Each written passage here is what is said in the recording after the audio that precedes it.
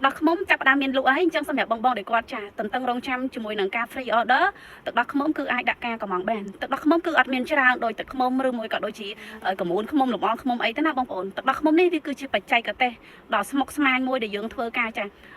គេហៅថាប្រមូលទឹកដោះរបស់កូនខ្មុំណាដែលវាកំពុងតែនៅក្នុងសបុកចាយកវាហើយសម្រាប់ទឹកដោះខ្មុំនេះគឺយើងត្រូវការ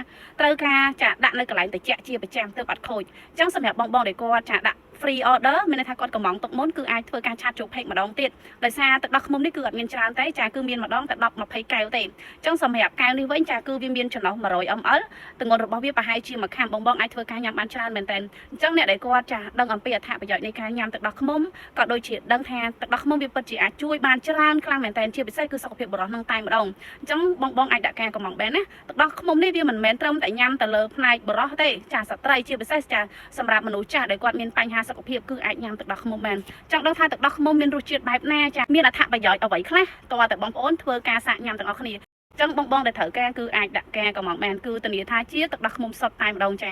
អរគុណច្រើន